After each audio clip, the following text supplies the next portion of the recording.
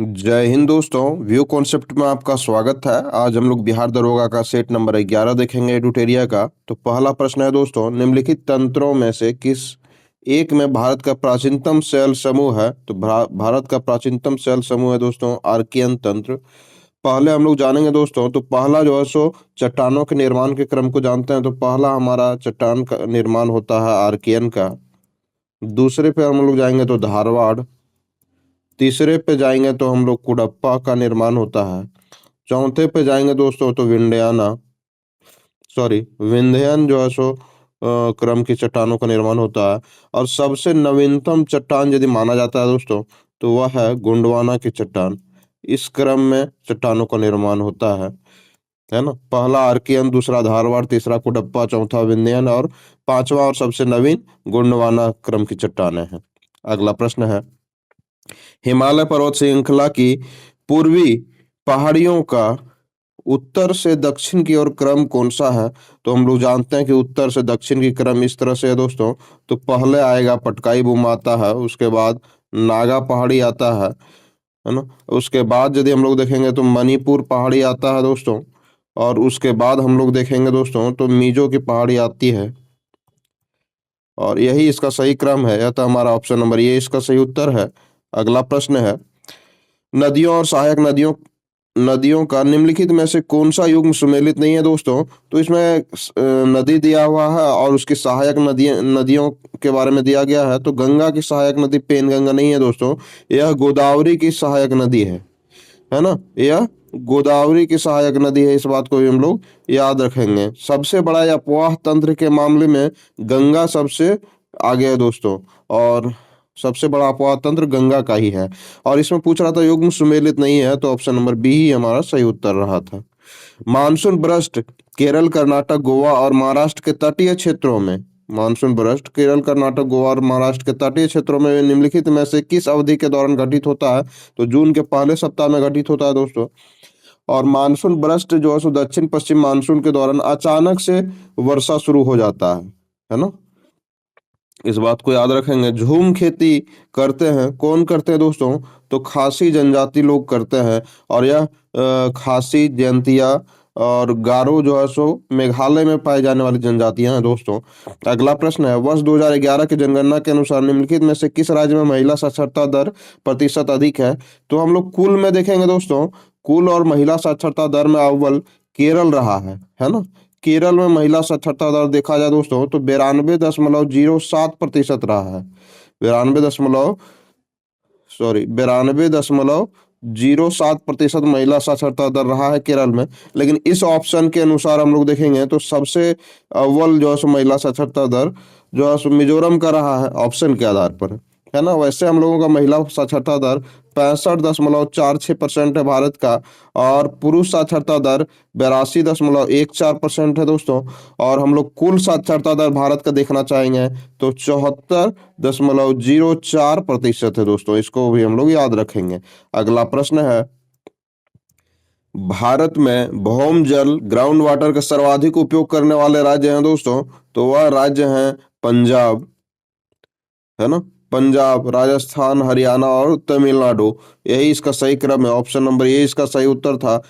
अगला प्रश्न है, गंगा के निचले मैदान की यह विशेषता है कि यहाँ वर्ष भर जलवायु उच्च तापमान के साथ आर्द्र बनी रहती है। इस क्षेत्र के लिए निम्नलिखित फसलों के युग्मों में से कौन सा युग्म सबसे उपयुक्त है? तो सबसे उपयुक्त है दोस्तों धान और जूट, है ना। और यह जलवायु सबसे उपयुक्त होता है पश्चिम बंगाल के लिए और पूर्वी बिहार के लिए दोस्तों। और पूर्वी बिहार के लिए सबसे उपयुक्त होता है जहाँ की धान की फसल और जूट की फसल अच्छी होती है ना। अगला प्रश्न है, कर्क रेखा निम्न में से किस देश से होकर गुजरती है? तो हम लोग जानते हैं कि वह देश है माली दोस्तों। और कर्क रेखा हमारा देखा जाए दोस्तों तो यह 17 देशों से होकर के गुजरती है ना। इस बात को भी हम लोग याद रखेंगे, है ना। अगला प्रश्न है, मीथेन की जिसके वायुमंडल में उपस्थित है वह है किसके वायुमंडल में उपस्थित होता है दोस्तों? तो वह है बृहस्पति, है ना।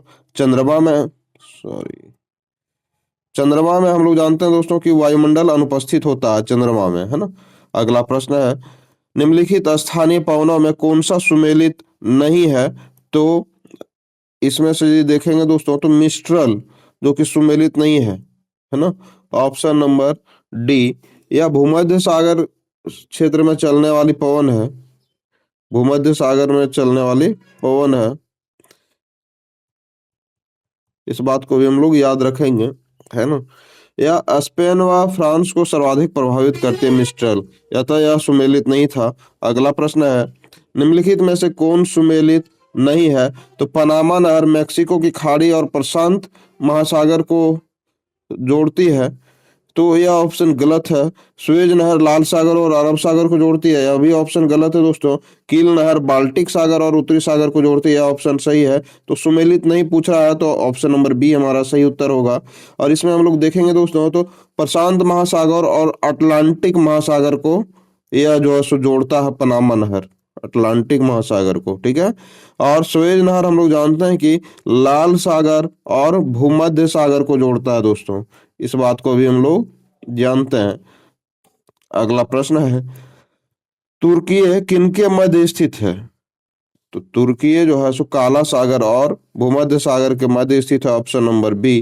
पारिस्थितिकी तंत्र में तत्वों के चक्रण को क्या कहते हैं हम लोग? तो तत्वों के चक्रण को हम लोग क्या बोलते हैं दोस्तों? जैव भू रासायनिक चक्र, ऑप्शन नंबर बी इसका सही उत्तर है। अगला प्रश्न है, हड़प्पा संस्कृति के संदर्भ में निम्नलिखित में से कौन सा कथन असत्य है?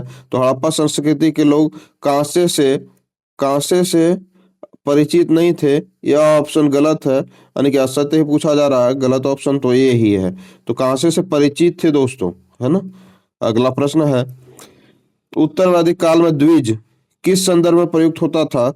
तो उच्च वर्णों के लिए द्विज शब्द प्रयुक्त होता था दोस्तों, यानी कि दो उच्च वर्ण, और वह वर्ण थे पहला तो ब्राह्मण और दूसरा क्षत्रिय, है ना।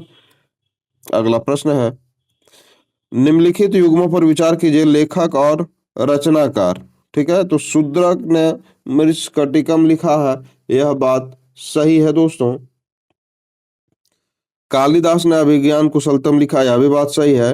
अमर सिंह ने रोमक सिद्धांत लिखा है, यह ऑप्शन गलत है दोस्तों, अतः हमारा सही ऑप्शन 1 व 2 है। अमर सिंह ने अमर कोश लिखा है दोस्तों, अमर कोश लिखा है इन्होंने, है ना। अगला प्रश्न है, द्रविड़ शैली के मंदिरों में गोपुरम किससे संबंधित है?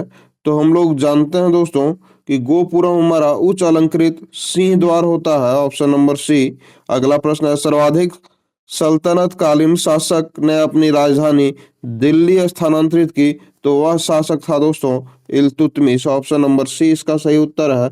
और कुतुब मीनार का भी पुनर्निर्माण जो है सो जो बचा हुआ निर्माण था वह भी इल्तुतमिश ने ही पूरा करवाया था। अगला प्रश्न है, मथुरा का केशव मंदिर निम्नलिखित में से किसके द्वारा बनवाया गया था? तो वह थे दोस्तों Vir Singh Judev Bundela, Vir Singh Judev Bundela, option number B. निम्नलिखित में से किस शासक ने स्वयं को अनूठा ब्राह्मण कहा था? तो गौतमी पुत्र सतकर्णी जो कि सातवाहन वंश के शासक थे, इन्होंने अपने आप को अनूठा ब्राह्मण कहा था। सूची 1 और 2 को सम्मिलित करना है। तो जात जात से हम लोग मनसाबदार के पद एवं वेतन का सूचक होता है दोस्तों, सॉरी, वेतन और मनसबदार के पद और वेतन का सूचक होता है, ऑप्शन नंबर 2। सवार किसको कहते थे दोस्तों? तो हम लोग मनसबदार द्वारा रखे जाने वाले घुड़सवारों की संख्या को हम लोग सवार कहते थे। दीवान आला वित्त मंत्री को कहा जाता था। और मदद ए मास अनुदान में दी गई कर मुक्त भूमि कहलाता था दोस्तों मदद ए मास। यह हमारा ऑप्शन की ओर जाएंगे दोस्तों, तो ऑप्शन नंबर बी हमारा सही उत्तर होगा, है ना। भारत में इस्तमरारी बंदोबस्त, जिसको कि अस्थाई बंदोबस्त कहते हैं दोस्तों, का आरंभ किसके शासनकाल में हुआ था? तो लॉर्ड कॉर्नवालिस के शासनकाल में 1793 ईस्वी में हुआ था। और इसका अन्य नाम जागीरदारी बंदोबस्त भी कह सकते हैं दोस्तों, है ना। अगला प्रश्न है, निम्नलिखित में से किस आंदोलन के दौरान प्रथम बार वंदे मातरम का व्यापक स्तर पर जो है सो प्रयोग हुआ था? तो वह था हमारा स्वदेशी आंदोलन दोस्तों। और स्वदेशी आंदोलन हम लोग जानते हैं कि 7 अगस्त 1905 ईस्वी को आरंभ हुआ था, है ना। अगला प्रश्न है, होम रूल लीग आंदोलन की स्थापना से जुड़ा हुआ कौन नहीं है? तो लाला हरदयाल का संबंध गदर पार्टी की स्थापना से है, ना कि होम रूल लीग आंदोलन से। होम रूल लीग आंदोलन दो व्यक्ति लोग स्थापित किए थे दोस्तों, और वह पहला थे लोकमान्य तिलक, जो कि 28 अप्रैल 1916 को स्थापित करते हैं दोस्तों, है ना। और ये एनवी सेंट जो कि सितंबर 1916 में स्थापित करते हैं, सितंबर 1916 में स्थापित करते हैं दोस्तों। और हम लोग जानते हैं कि यह पूना में स्थापित किए थे दोस्तों, सॉरी, यह पूना में स्थापित हुआ था लोकमान्य तिलक द्वारा, पूना में, जो कि महाराष्ट्र में स्थित है। और दूसरा हम लोग जानते हैं कि यह जो एनवी सेन ने किया था, यह मद्रास में किया था दोस्तों, इस बात को भी हम लोग याद रखेंगे। अगला प्रश्न है, नीचे दी गई ऐतिहासिक घटनाओं को कालक्रम के अनुसार व्यवस्थित करें और इसके कूट का सही प्रयोग करें दोस्तों। तो भारत छोड़ो आंदोलन हम लोग जानते हैं कि अगस्त अगस्त जो है सो 1942 ईस्वी में जो है सो हुआ था दोस्तों, भारत छोड़ो आंदोलन। क्रिप्स मिशन कब आया था दोस्तों? तो मार्च 1942 में आया था, इस बात को भी हम लोग याद रखेंगे। और अगला है दोस्तों, नौसेना विद्रोह कब हुआ था? तो 1946 में हुआ था। और लाल किला मुकदमा 1945 में हुआ था दोस्तों। तो इसका सही कालक्रम हम लोग देखेंगे तो सबसे पहले क्रिप्स मिशन भारत आया था, और उसके बाद भारत छोड़ो आंदोलन, उसके बाद लाल किला मुकदमा, और सबसे अंतिम नौसेना विद्रोह। ऑप्शन नंबर बी इसका सही उत्तर रहेगा। अगला प्रश्न है, भारत की स्वतंत्रता के समय ब्रिटेन के प्रधानमंत्री कौन थे? तो क्लीमेंट एटली थे दोस्तों, जो कि लेबर पार्टी से अपना संबंध रखते हैं। अगला प्रश्न है, निम्नलिखित में से किस अधिनियम ने पहली बार गवर्नर जनरल की विधान परिषद में अतिरिक्त गैर सरकारी सदस्यों के अंतर्वेशन का अधिकार मुहैया करवाया था दोस्तों? तो वह अधिनियम है भारत परिषद अधिनियम 1861। ऑप्शन नंबर ए इसका सही उत्तर है। इसमें न्यूनतम सदस्यों की, गैर सरकारी सदस्यों की संख्या 6 होनी चाहिए और अधिकतम 12। अगला प्रश्न है, 77वां भारतीय सेना दिवस 2025 का थीम क्या है? तो इसका थीम है समर्थ भारत और सक्षम सेना। ऑप्शन नंबर सी इसका सही उत्तर है। तो हम लोग जानते हैं दोस्तों, भारतीय सेना दिवस 15 जनवरी को मनाया जाता है, और ये कब से मनाया जाने लगा दोस्तों? तो 15 जनवरी 1949 से मनाया जाने लगा दोस्तों, 1949 से। इस बात को भी हम लोग याद रखेंगे। और इस बार मनाया गया 77वां भारतीय सेना दिवस, है ना। वर्तमान में भारत के 16वें महान्यायवादी अटॉर्नी जनरल ऑफ इंडिया कौन है दोस्तों? तो आर वेंकटरमणि है। Option number A. मुख्यमंत्री सुख शिक्षा योजना का संबंध किस राज्य से है दोस्तों? तो ऑप्शन नंबर सी इसका सही उत्तर हिमाचल प्रदेश से है। अगला प्रश्न है, लिथियम अन्वेषण और खनन सहयोग में मजबूत करने के लिए भारत ने फरवरी 2025 में किसके साथ समझौता किया है दोस्तों?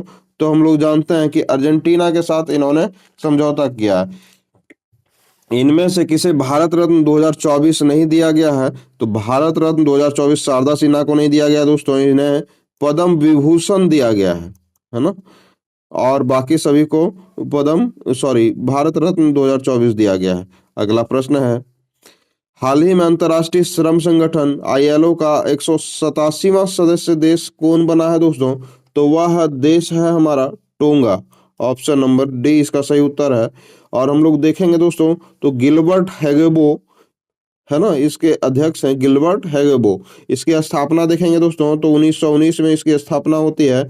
और मुख्यालय देखेंगे तो मुख्यालय इसका जनेवा में है, और जो कि स्विट्जरलैंड में है, स्विट्जरलैंड में है दोस्तों। इसको भी हम लोग याद रखेंगे। अगला प्रश्न है, वर्ल्ड हैप्पीनेस रिपोर्ट 2025 में भारत का स्थान कितना है दोस्तों? तो भारत का स्थान है 118वां। इसमें कुल 147 देशों ने भाग लिया था दोस्तों, और शीर्ष पे है हमारा फिनलैंड। भारत का स्थान देखेंगे दोस्तों, तो भारत का स्थान 118वां रहा। अगला प्रश्न है, पद्म पुरस्कार 2025 में कितने व्यक्ति को पद्म विभूषण प्रदान किया गया दोस्तों? तो 7 व्यक्ति को पद्म विभूषण प्रदान किया गया। 19 व्यक्ति को पद्म भूषण प्रदान किया गया दोस्तों, और 113 व्यक्ति को पद्म श्री दिया गया दोस्तों। यानी कि कुल पद्म पुरस्कार कितने दिए गए दोस्तों? तो 139 पद्म पुरस्कार वितरित किए गए। अगला प्रश्न है 25वां आईफा अवार्ड 2025 के तहत सर्वश्रेष्ठ फिल्म का पुरस्कार किस फिल्म ने जीता है? तो लापता लेडीज ने जीता है दोस्तों। अगला प्रश्न है वनडे क्रिकेट में भारत के लिए सर्वाधिक शतक जड़ने वाली महिला क्रिकेटर कौन है? तो वह है स्मृति मंधाना। अगला प्रश्न है एआई टूल्स को अपराध घोषित करने वाला पहला देश कौन बनेगा? तो वह बनेगा ब्रिटेन दोस्तों, जिसने एआई टूल्स को अपराध घोषित किया है। अगला प्रश्न है 5वां एशियाई महिला कबड्डी का खिताब किसने जीता है? तो यह भारत ने जीता है दोस्तों। और इस किसको हरा करके? तो ईरान को हरा करके दोस्तों। और आयोजन इसका ईरान की राजधानी तेहरान में हुई थी दोस्तों। इस बात को भी हम लोग याद रखेंगे, है ना। अगला प्रश्न है हाल ही में किसने 72वें मिस वर्ल्ड 2025 का खिताब जीता है? तो ओपाल सुचाता चुआंगसरी ने जीता है। ऑप्शन नंबर सी इसका सही उत्तर है, जिसका संबंध थाईलैंड से है दोस्तों, थाईलैंड से है। और इन्होंने हैसेट डेरेज एडमसू को हरा करके जीता दोस्तों। और यह इथोपिया की थी, इथोपिया की थी, है ना। अगला प्रश्न है सीडीएस जनरल अनिल चौहान ने कहा एशियाई सुरक्षा शिखर सम्मेलन 2025 जिसको कि 22वें सांगरी ला संवाद में भाग लिया, तो कहाँ भाग लिया दोस्तों? तो सिंगापुर में भाग लिया है ना। सौर ऊर्जा को अपनी ऊर्जा मांग पूरी करने वाला पहला जिला कौन बनेगा? तो पहला जिला बनेगा दीव बनेगा। ऑप्शन नंबर सी इसका सही उत्तर है। अगला प्रश्न है हाल ही में भारत के पहले इलेक्ट्रिक मोटर चलित सेमी क्रायोजेनिक इंजन का सफलतापूर्वक परीक्षण किसने किया है दोस्तों? तो हम लोग जानते हैं कि अग्निकुल कॉर्मोस ने किया है। Option number A. Bharat Mongolia के बीच 17वें संयुक्त अभ्यास नोमैडिक एलिफेंट, तो नोमैडिक एलिफेंट किसके बीच होता है दोस्तों? तो भारत और मंगोलिया के बीच, जो कि 17वें नंबर का है, वह आयोजन हुआ है उलान बटोर में दोस्तों। अगला प्रश्न है किस राज्य में टाटा एयरबस हेलीकॉप्टर विनिर्माण इकाई स्थापित की गई है दोस्तों? तो कहाँ स्थापित किया गया है? कर्नाटक में। Option number D. अगला प्रश्न है भारतीय संविधान में अवशिष्ट शक्तियों का सिद्धांत कहाँ से लिया गया है? तो कनाडा से लिया गया है। Option number D. अगला प्रश्न है भारत के अस्तित्व में आने के संदर्भ में निम्नलिखित में से कौन कौन सुमेलित नहीं है दोस्तों? तो गुजरात का स्थापना हम लोग देखेंगे तो यह 1960 नहीं, गुजरात और महाराष्ट्र का स्थापना 1961 में होता है दोस्तों, है ना। और पंजाब 1966 सही है। सिक्किम 1974 नहीं, 1900 सॉरी हम लोग थोड़ा सा गलत देख गए दोस्तों। गुजरात का स्थापना 1960 में ही होता है, यह बात सही है ना। और महाराष्ट्र का स्थापना हम लोग देखेंगे तो 1961 में होता है। और पंजाब का तो 1966 में होता ही है। और इसमें देखेंगे सिक्किम का स्थापना 1974 नहीं दोस्तों, 1975 में होता है। और झारखंड तो 2000 में बनता ही है। तो यह था हमारा दोनों ऑप्शन ये सही नहीं, यानी कि 2 और 4 सही नहीं था दोस्तों। अगला प्रश्न है भारतीय संविधान के विषय में निम्नलिखित में से कौन सा कथन सही है? तो यह सत्ता की निरंकुशता पर प्रतिबंध लगाता है, सही है। यह सामाजिक बदलाव के लिए शांतिपूर्ण लोकतांत्रिक साधन उपलब्ध कराता है, यह भी बात सही है। यह समाज के कमजोर वर्गों को उनके उचित हक दिलाने की शक्ति प्रदान करता है, यह भी बात सही है दोस्तों। यह था हमारा ऑप्शन नंबर डी इसका सही उत्तर है। शिमला समझौता निम्नलिखित में से किन देशों के मध्य हुआ था? तो भारत और पाकिस्तान के मध्य हुआ था दोस्तों। और यह शिमला समझौता कब हुआ था? तो 1972 में हुआ था दोस्तों। इस बात को भी हम लोग याद रखेंगे, है ना। और यह किसके बीच हुआ था? तो भारत के प्रधानमंत्री इंदिरा गांधी और पाकिस्तान के राष्ट्रपति जुल्फिकार अली भुट्टो के बीच में हुआ था दोस्तों। अगला प्रश्न है राजीव गांधी लोंगोवाल समझौता को किस और नाम से जाना जाता है? तो पंजाब समझौता के नाम से जाना जाता है दोस्तों, जो कि 1985 में यह समझौता हुआ था। इस बात को भी हम लोग याद रखेंगे। अगला प्रश्न है भारत की शासन व्यवस्था में शक्तियों का पृथक्करण सिद्धांत किससे परिकल्पित होता है? तो राज्य के नीति निर्देशक तत्वों से परिकल्पित होता है दोस्तों। इसको भी हम लोग जानते हैं अगला प्रश्न है, भारतीय संविधान के दो उपबंध जो स्पष्ट रूप से न्यायिक पुनर्विलोकन की शक्ति को व्यक्त करते हैं, है ना, तो वह है अनुच्छेद 32 और अनुच्छेद 226। 32 के तहत जो है सो सुप्रीम कोर्ट रेट जारी करता है दोस्तों, और अनुच्छेद 226 के तहत हाई कोर्ट जो है सो जारी करता है रीट, है ना। इस बात को भी हम लोग याद रखेंगे। संसद में प्रक्रिया में विधायी प्रक्रिया में प्रश्न काल के संदर्भ में कौन सा विकल्प सही नहीं है, तो यह इस दौरान सभी प्रश्नों का उत्तर मौखिक दिया जाता है जिसमें पूरक प्रश्न पूछे जा सकते हैं। यह ऑप्शन सही नहीं है दोस्तों। प्रश्न काल में दरअसल दो तरह के प्रश्न पूछे जाते हैं। पहला है तारांकित प्रश्न दोस्तों, और दूसरा है या तारांकित प्रश्न, या तारांकित प्रश्न, है ना।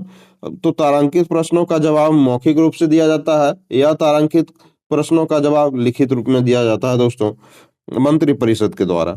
अगला प्रश्न है, निम्नलिखित में से कौन सा समिति भारत में चुनाव सुधारों से संबंधित नहीं है, तो आर चिलैया समिति आर्थिक सुधार से है दोस्तों, ना कि भारत के चुनाव सुधारों से, है ना। और बाकी सभी समितियां चुनाव से संबंधित हैं, सुधारों से। अगला प्रश्न है, हमारे देश में स्वतंत्रता के बाद लागू किए गए भू सुधार कार्यक्रम को किन राज्यों में सर्वाधिक सफलता मिली, तो वह राज्य हैं केरल और पश्चिम बंगाल। ऑप्शन नंबर सी इसका सही उत्तर है।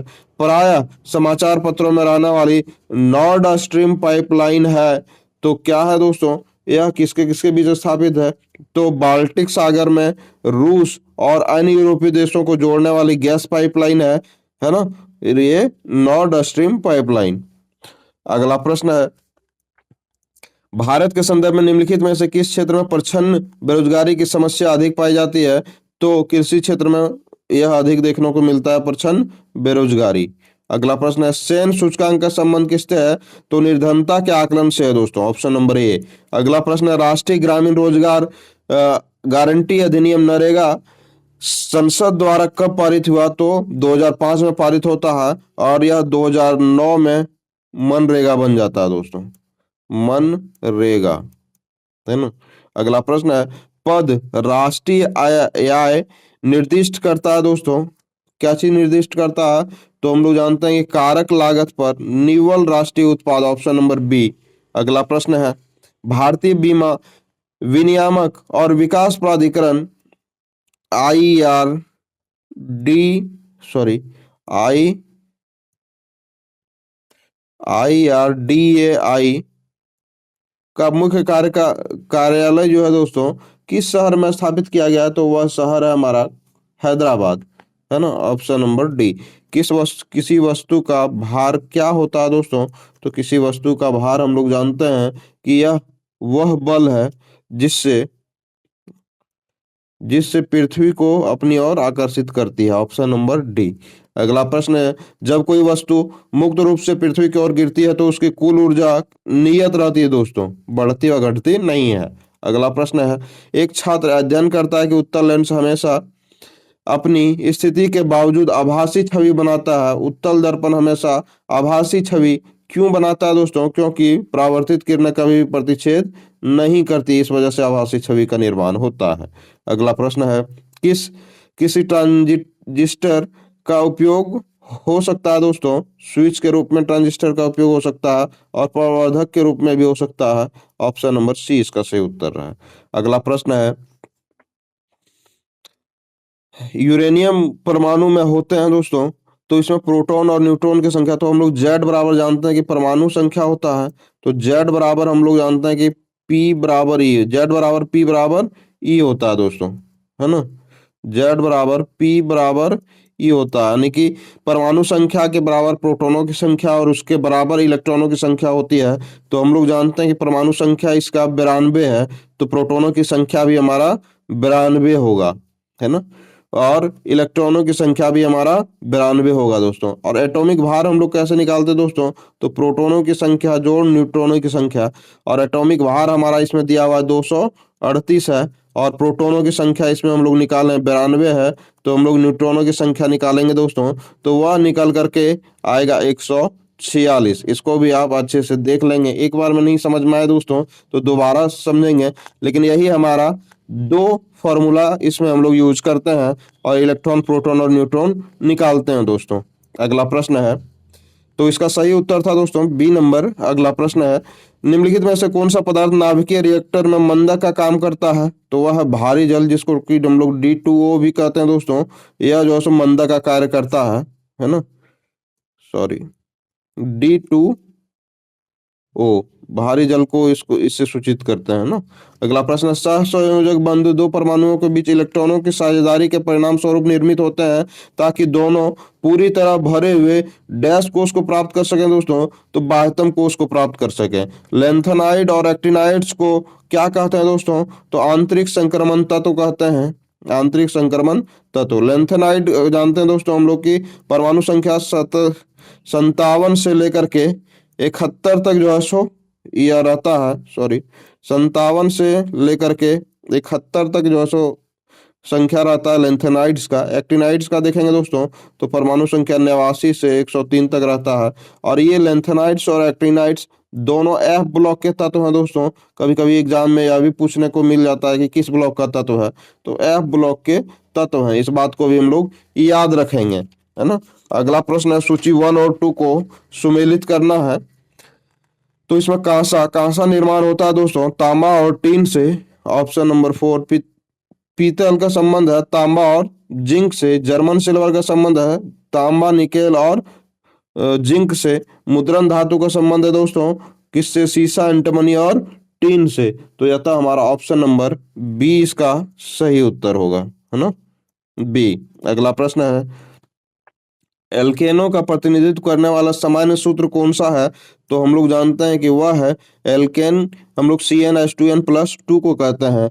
और इसे हम लोग CnH2n को हम लोग एल्कीन कहते हैं दोस्तों, एल्कीन। और हम लोग CnH2n-2 यदि यहाँ रहे, सॉरी, यदि यहाँ -2 रहे तब यह जो है सो एल्काइन बन जाता है दोस्तों, एल्काइन। इस बात को भी हम लोग याद रखेंगे।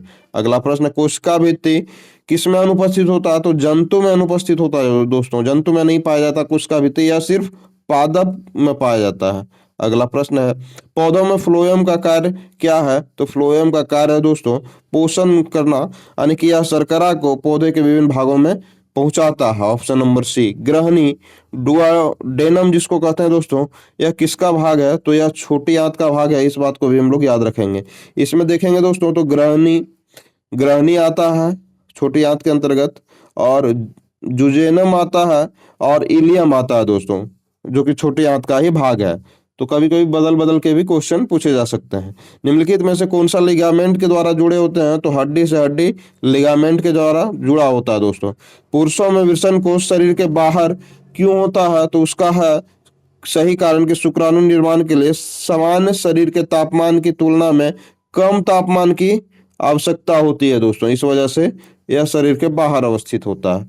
अगला प्रश्न है, फूलों के संवर्धन के विज्ञान को हम लोग क्या कहते हैं? तो वह विज्ञान है फ्लोरिकल्चर दोस्तों।